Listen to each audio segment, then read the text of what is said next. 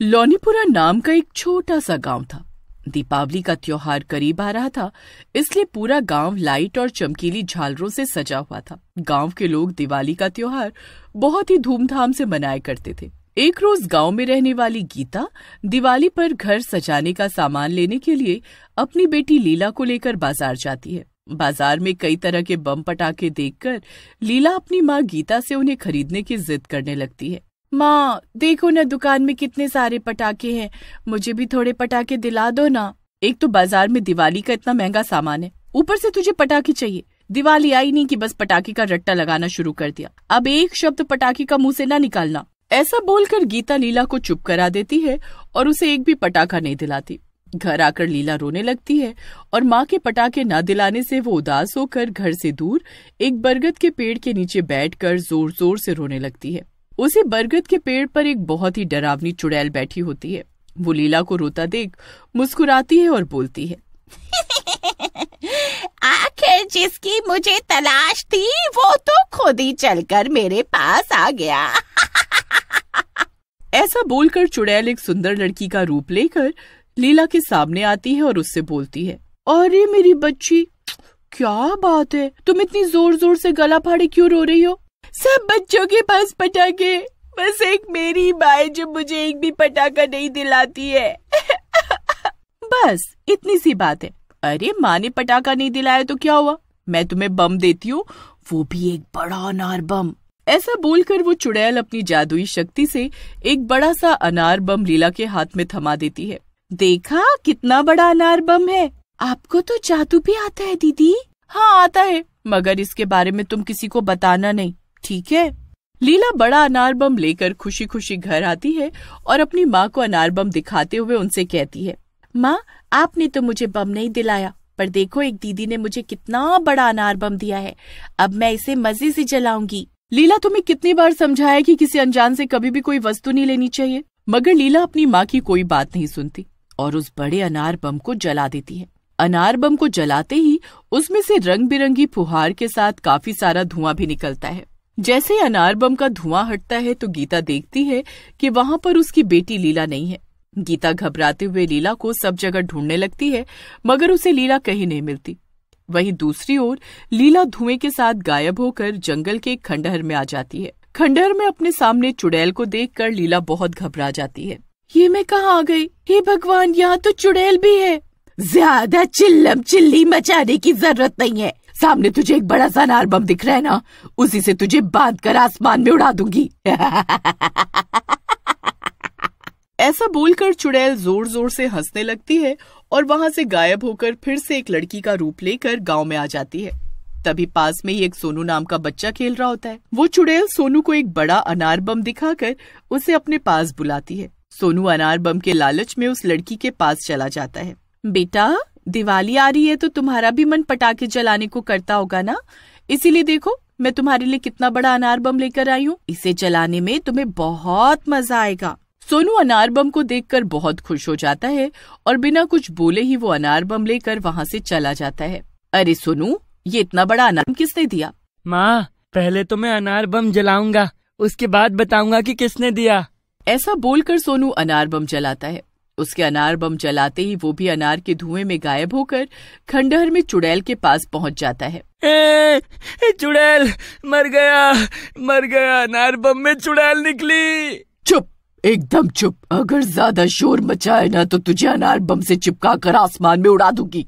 अब तू भी इस लीला के साथ बैठकर मजे कर, मैं अभी आती हूँ। ऐसे बोलकर चुड़ैल अपने शैतान देवता की मूरत के पास जाती है और उसके पास ही में एक बड़ा सा अनार बम रखा होता है। ऐ मेरे मालिक, बस कुछ ही दिनों में मैं अपने लक्ष्य में कामयाब हो जाऊंगी। दिवाली पर मैं 9 बच्चों की बलि देकर इस अनार बम पर इनका खून लगाकर इसे जलाऊंगी, तभी मुझे मेरी खोई हुई शक्ति वापस मिलेगी और उसके बाद मैं और भी ज्यादा ताकतवर हो जाऊंगी। उसके बाद ही मैं इन गाँव वालों से अपना बदला ले पाऊंगी। कई सालों पहले इन गांव वालों ने मुझे दिवाली वाले दिन बहुत सारे अनार बम से बांधकर उसमें तंत्र मंत्र फूंक कर जला दिया था ना, अब इस दिवाली पर मैं इन गांव वालों का दिवाला निकालूंगी। ऐसा बोलकर चुड़ैल जोर जोर से हंसते हुए वहाँ से गायब हो जाती है और गांव में एक और बच्चे को अपना शिकार बनाती है। आए दिन गांव में बच्चे गायब हो रहे थे, जिस वजह से पूरे गांव में हाहाकार मचा हुआ था। तभी गंगा की छोटी बेटी मीना एक बड़ा अनार बम लेकर आती है, जिसे देख गीता मीना से बोलती है, ये बड़ा अनार बम कहाँ मिला, किसने दिया? अरे कुछ तो बोल मीना। एक सुंदर दीदी ने मुझे ये अनार बम दिया है, और पता है माँ, वो जादू से और भी अनार बम बना सकती है। उन्होंने कालू को भी अपने जादू से एक बड़ा अनार बम दिया है, पर उन्होंने ये बात किसी को भी बताने से मना किया है, इसलिए आप भी किसी को मत बोलना। मीना की बात सुनकर गीता घबरा जाती है और मीना से बड़ा अनार बम छीनकर गांव वालों के पास ले जाती है और सभी लोगों से कहती है। ऐसे बोलकर सभी गांव वाले उस बड़े अनार बम को ले जाकर पुजारी जी को दिखाते हैं। इस बड़े अनार बम को देखते ही मैं समझ गया कि ये जंगल के खंडहर में रहने वाली चुड़ैल का काम है। कई साल पहले हमने उस चुड़ैल को तंत्रों से अनार बम में बांधकर उसकी शक्ति छीन ली थी। पुजारी जी अपनी आंखें बंद करते हैं और कुछ देर बाद अपनी आंखें खोलकर बोलते हैं, उस चुड़ैल ने जंगल के खंडहर में सभी बच्चों को बंद किया हुआ है। दिवाली के दिन उसे बच्चों की बलि देने से रोकना होगा, नहीं तो अनर्थ हो जाएगा। मैंने देखा कि उस खंडहर में एक बहुत ही बड़ा अनार बम है। मैं अपनी बच्ची को उस चुड़ैल के हाथों मरने नहीं दूंगी।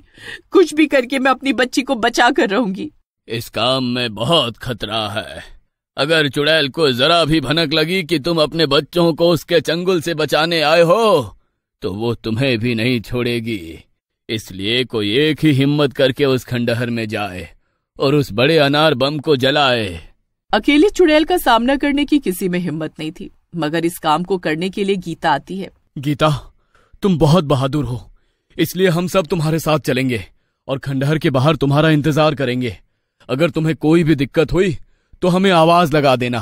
फिर गीता दिन के समय गांव वालों के साथ जंगल के भीतर जाती है और बड़ी बहादुरी के साथ अकेले ही खंडहर के अंदर जाकर देखती है कि सभी बच्चे डरे सहमे एक कमरे में बंद हैं और चुड़ैल अपने शैतान देवता और अपने बड़े अनार बम के सामने बैठकर मंत्रों का जाप कर रही है। उसी वक्त चुड़ैल की नजर गीता पर पड़ती है। चुड़ैल गुस्से से चिल्लाते हुए बोलती है, तेरी इतनी हिम्मत कि तू मेरे खंडहर में आकर मेरी पूजा भंग करे। ऐसा बोलकर चुड़ैल गीता का गला पकड़ लेती है। आज तो तेरा काम तमाम मेरी रानी। तुझे पता नहीं है कि तूने किससे पंगा लिया है। एक चुड़ैल जिसकी शक्तियां एक बेकार से अनार बम में है। ऐसे बोलकर गीता अपने आप को चुड़ैल से छुड़ा लेती है। तेरी शक्तियां तो कई साल पहले ही खत्म हो चुकी है, इसलिए तू मेरा कुछ नहीं बिगाड़ सकती। माँ, इस चुड़ैल को छोड़ना नहीं, इसने हम बच्चों को बहुत डराया है। आज इसकी चटनी बना देना। हाँ सोनू ताई, इस चुड़ैल को बिल्कुल मत छोड़ना। इसे इसी के बड़े अनार बम के साथ आसमान में उड़ा देना। चुड़ैल गुस्से से बोलती है, अरे ओ चिरकुट, तुम्हारी सबकी बड़ी आवाज निकल रही है। इस गीता से तो मैं बाद में निपटूंगी, पहले तुम्हें ही मैं अपने बड़े अनार बम के साथ चिपका कर उड़ा दूं। तभी गीता मौके का फायदा उठाकर चुड़ैल के बड़े अनार बम में आग लगाकर उसे जला देती है। जैसे ही अनार बम जलता है, वैसे ही वो चुड़ैल भी फुलझड़ी के जैसे जलने लगती है।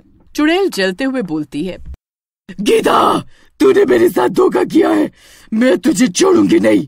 चुड़ैल दर्द भरी आवाज के साथ बोलती है, अरे मर गई, मर गई रे, मर गई। मेरा बदन मेरे अनार बम के साथ जला दिया रे। आए, आए।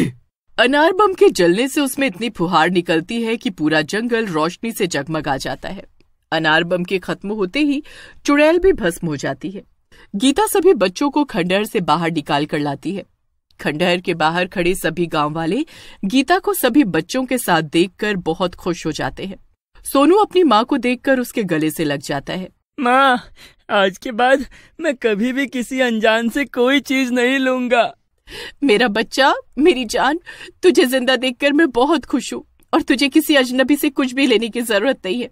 तेरी माँ तुझे सब दिलाएगी। माँ, आप सच में बहुत बहादुर और ताकतवर हो। मेरी बच्ची, ये ताकत तो मुझे तुझसे ही मिली है। अब इस दिवाली में तुझे ढेर सारे पटाखे दिलाऊंगी। सभी लोग गीता की हिम्मत की दाद देते हुए गांव वापस आ जाते हैं। चुड़ैल से छुटकारा पाने और सभी बच्चों के घर वापस लौट आने की खुशी में पूरे गांव में दिवाली का त्योहार बहुत ही खुशी और हर्षोल्लास के साथ मनाया गया। आखिरकार बुराई पर अच्छाई की ही जीत हुई।